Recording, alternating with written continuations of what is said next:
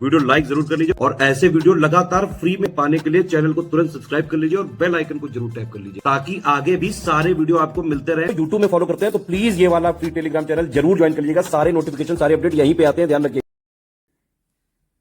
केंद्र सरकार ने बजट 2024-25 एकदम नया नवेला संस्करण बजट का, उसमें कुछ नई योजनाओं की घोषणा की।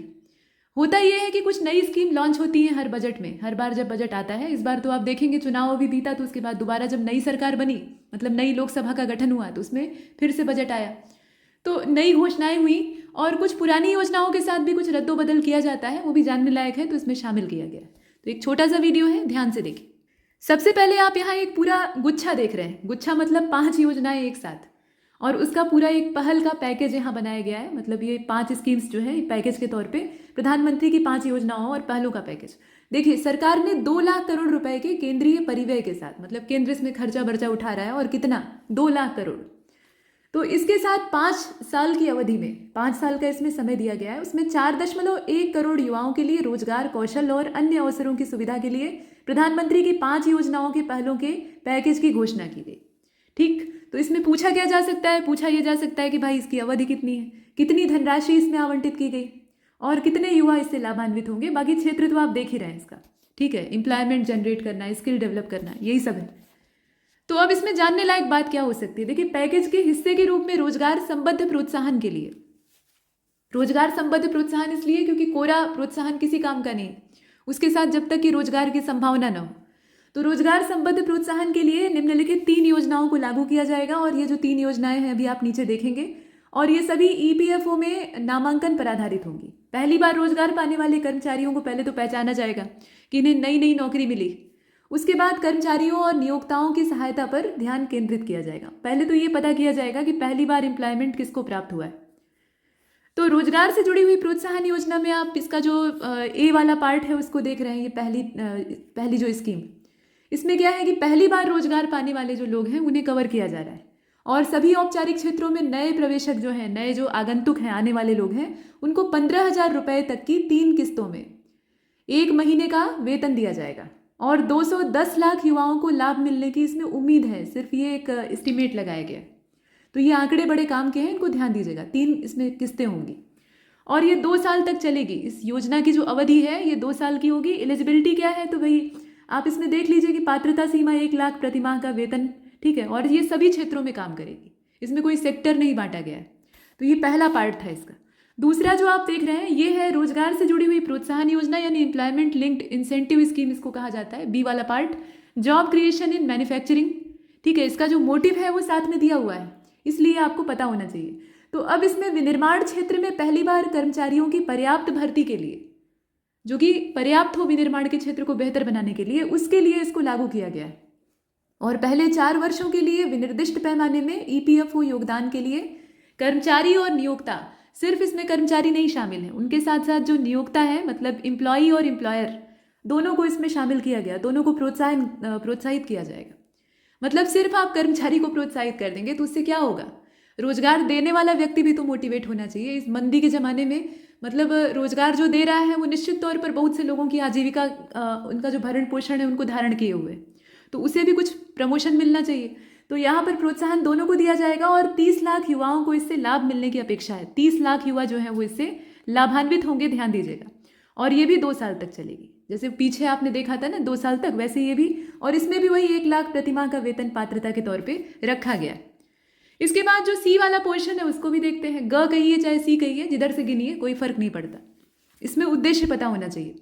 अब ये रोजगार से जुड़ी हुई प्रोत्साहन योजना, मतलब एम्प्लॉयमेंट लिंक इंसेंटिव स्कीम, सी को आप देख रहे हैं, सपोर्ट टू एम्प्लॉयर्स।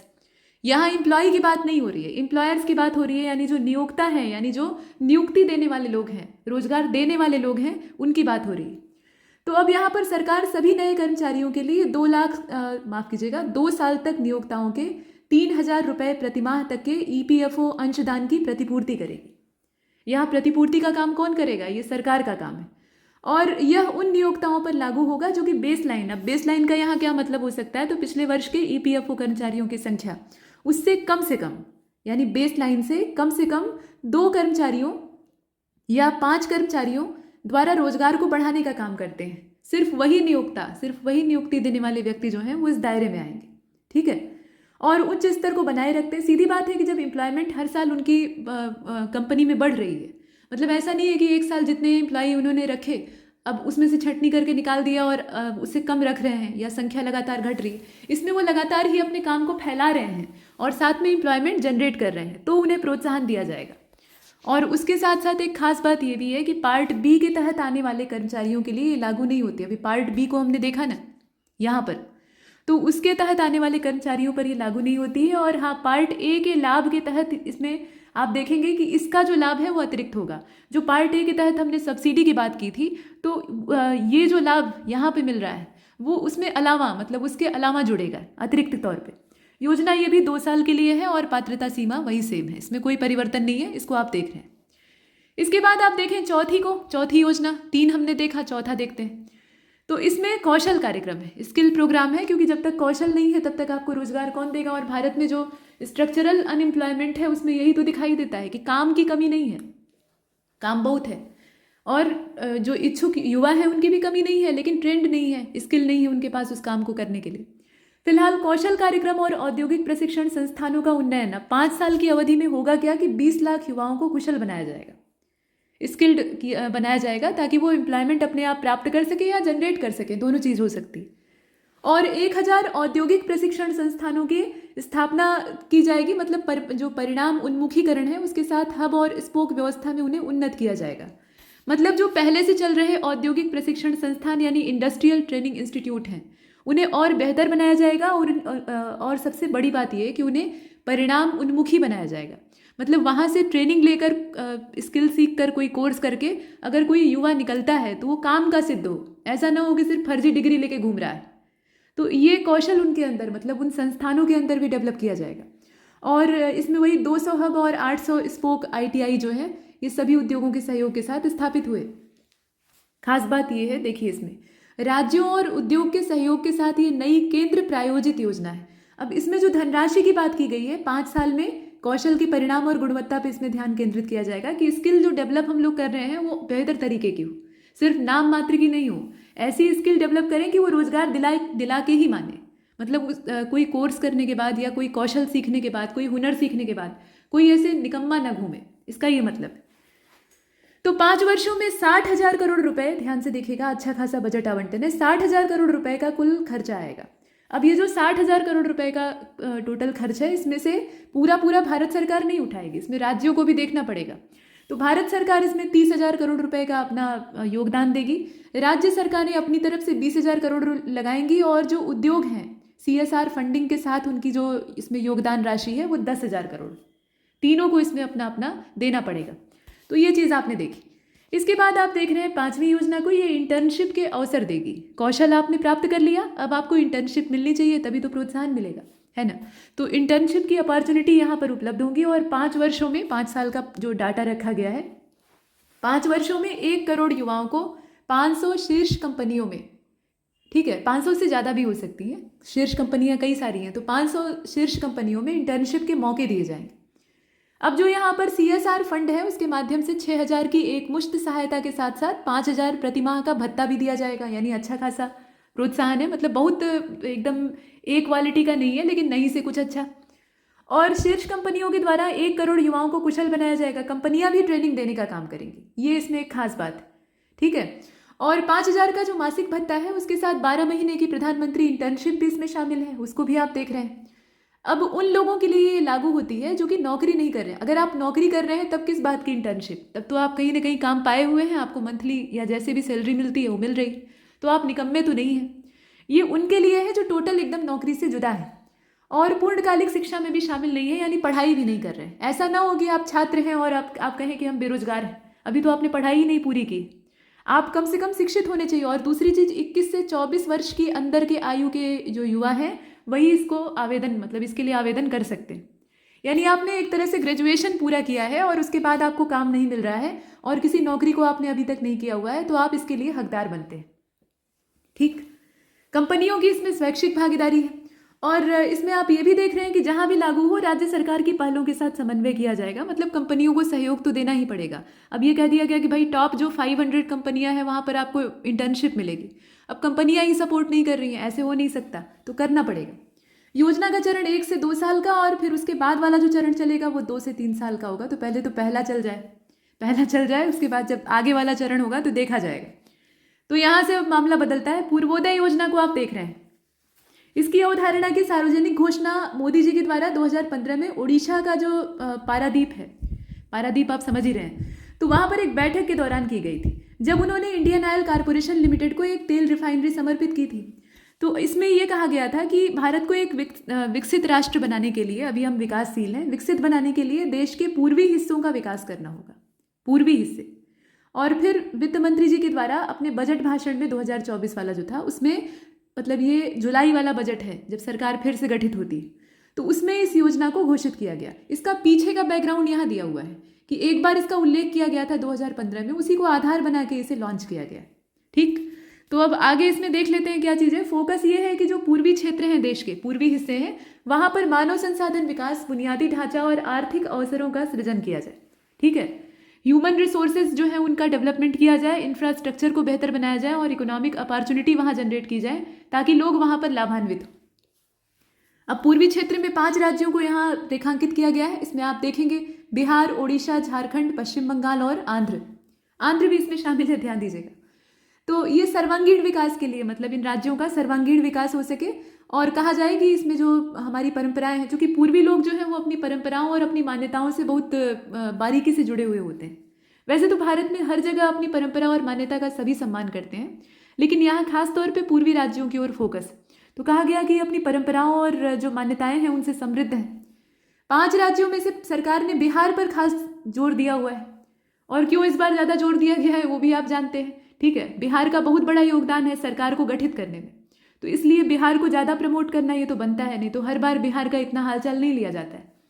तो खैर, ये तो सत्ता पक्ष का अपना अपना तरीका है, सब जो सत्ता में आते हैं अपना स्वार्थ सिद्ध करते हैं, वो कोई भी नेता हो। तो ये एक अलग चीज़ है, लेकिन अच्छी बात है, बिहार का भी डेवलपमेंट होगा और वो जरूरी है। तो यहाँ आप देखेंगे कि विभिन्न सड़क परियोजनाओं के लिए 26,000 करोड़ रुपए का प्रस्ताव रखा गया है। सड़क परियोजना यानी अवसंरचना की बात हो रही है, बुनियादी ढांचे की बात हो रही है। और वित्त मंत्री ने ये भी कहा, यानी निर्मला सीतारमण जी ने कहा कि राज्य सरकार, माफ कीजिएगा, सरकार राज्य में, यानी केंद्र सरकार राज्य में हवाई अड्डे, मेडिकल कॉलेज, खेल, इस तरह की चीज़ों को भी स्थापित करेगी, मतलब खेल के लिए जो स्टेडियम इत्यादि हैं उनकी व्यवस्था। आगे देखें, पूर्वोदय योजना जो है, इससे पूर्वी हिस्सों का विकास होगा। पूर्वी हिस्से जो हैं अपने देश के पिछड़े हुए हैं, ठीक है, तो उनको एक नई गति प्राप्त होगी और इससे देश को ऊर्जा मिलेगी। ऐसी ही कुछ योजना पूर्वोत्तर राज्यों के लिए भी होनी चाहिए, वो कटे कटे से महसूस करते हैं।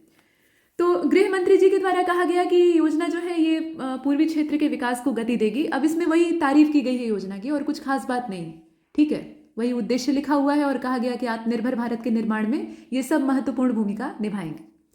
ठीक है, अब इसके बाद देखें आप एनपीएस वात्सल्य। असल में ये एक एनपीएस स्कीम ही है, इसमें कुछ नया नहीं है, बस ये कि बच्चों के लिए, 18 साल से कम वाले जो लोग हैं उनके लिए। तो इसमें इन्वेस्टमेंट का काम जो अभिभावक हैं आपके या माता पिता हैं वही कर सकते हैं। जो नाबालिग बच्चे हैं, मतलब अभी 18 के नहीं हुए, तो उनके लिए ये अंशदान योजना है। ठीक है, अब इसमें होगा ये कि जो सोशल सिक्योरिटी बेनिफिट है वो आपको प्राप्त होगा। मतलब सामाजिक सुरक्षा आपको कैसे मिलती है, जब आप आर्थिक रूप से संपन्न होते हैं या कम से कम आपके पास एक धनराशि होती है, तो वो इन्वेस्टमेंट आपके माता पिता या आपके गार्जियन शुरुआत से ही करेंगे। और जब आप वयस्क हो जाएंगे तो ये जो योजना है इसको सामान्य एनपीएस खाते में आसानी से बदल दिया जा सकता है। ठीक है, और एनपीएस वात्सल्य की शुरुआत एनपीएस के तहत जो अंशदान की सीमा है उसमें वृद्धि करके की गई, बढ़ोतरी की गई, और इससे वित्तीय सुरक्षा बढ़ेगी, सुधार होगा। मतलब जो बच्चे और कर्मचारी हैं दोनों के लिए वित्तीय सुरक्षा बढ़ाने की दिशा में महत्वपूर्ण कदम। इसके बाद आइए आगे चलते हैं। अच्छा, इसमें तारीफ की गई है कि परिवर्तनों का उद्देश्य है कि बेहतर लाभ प्राप्त किया जा सके, और जो जिस वर्ग को इसमें रखा गया है, क्योंकि यहाँ बच्चों की बात हो रही है, तो उनकी वित्तीय स्थिरता को योगदान मिल सके। ठीक, अब यहाँ से हम लोग देखते हैं ये जनजातीय उन्नत ग्राम अभियान है, प्रधानमंत्री जनजातीय उन्नत ग्राम अभियान। अब इसका उद्देश्य क्या हो सकता है? तो जनजातीय समुदायों की सामाजिक आर्थिक स्थिति में सुधार लाने के लिए सरकार जनजातीय बहुल गांवों और आकांक्षी जिलों में जनजातीय परिवारों के लिए जो संतृप्ति कवरेज है, यानी गरीबों के लिए बैंक खाता है, आयुष्मान भारत, उज्ज्वला के तहत स्वास्थ्य कवर जैसे जो लाभार्थी हैं उनका 100% कवरेज देगी। मतलब जितने भी दायरे इसमें दिए गए हैं ना, जैसे बैंक खाता हो गया, आयुष्मान भारत वाला सेक्टर हो गया, उज्ज्वला योजना हो गई, तो इन सब चीज़ों के तहत जो लाभार्थी हैं उनको पूरा 100% इसमें कवरेज दिया जाएगा। और इस पूरी धारणा को अपना के मतलब जो पहले से चल रही योजनाएं हैं उसका लाभ मिलेगा पूरा पूरा। तो इससे क्या होगा, जो कम्युनिटी है मतलब जनजातियां हैं उनमें सुधार आएगा, उनकी जीवन शैली, उनका जो जीवन स्तर है वो बेहतर होगा। तो यही उन्नत ग्राम अभियान का उद्देश्य भी है। अब इसमें 63,000 गाँवों को शामिल किया जाएगा, संख्या याद रखिएगा 63,000, और करीब 5 करोड़ जो ट्राइबल लोग हैं वो इससे लाभान्वित होंगे। ये एक खास बात है। अब इसमें देखिए जनजातीय कार्य मंत्रालय ही काम करेगा, मिनिस्ट्री वही रहेगी, ठीक है, मिनिस्ट्री ऑफ ट्राइबल अफेयर्स। और बजट का जो परिव्यय है ये संशोधित अनुमान 2023-24 की तुलना में 73.60%, 73.60% लगभग बढ़ गया है, और ये अब हो गया है 13,000 करोड़ रुपए के आसपास, ठीक है। नया जो बजट आया है उसमें अच्छा खासा इजाफा किया गया है, तो इस चीज़ को आप ध्यान दीजिएगा। और बजट आवंटन में 2014-15 में जो 4,497.6 करोड़ रुपए था, वहाँ से इतनी पर्याप्त वृद्धि देखी गई है।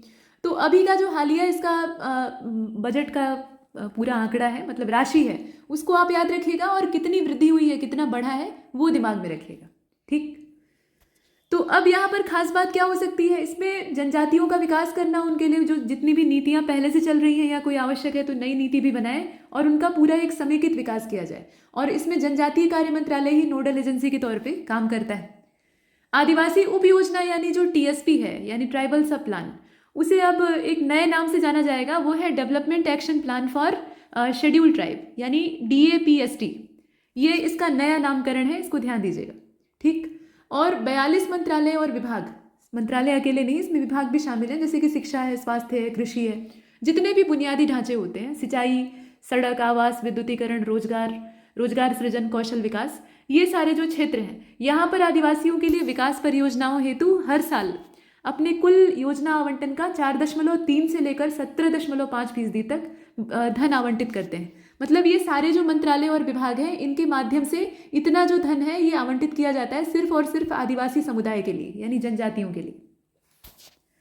अब इसके बाद आगे चले, यहाँ देखें आप DAPST जो निधि आवंटन है 2013-14 से लगभग 5.8 गुना बढ़ गया है, और 2013-14 का जो समय है उसमें 21,525.36 करोड़ ये इसका जो अनुमान है।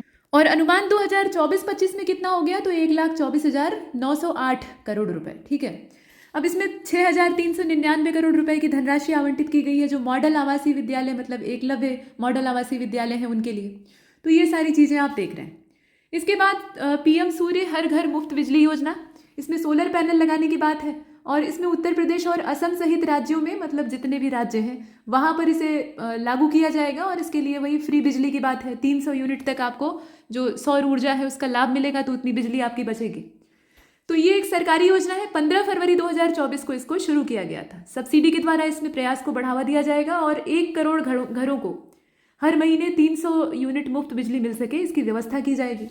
1.28 करोड़ से भी ज़्यादा इसमें रजिस्ट्रेशन हुए हैं, और 14 लाख आवेदन आए हैं। इससे काफ़ी ज़्यादा इसमें मतलब प्रोत्साहन वाला जो रिस्पॉन्स है वो मिला है।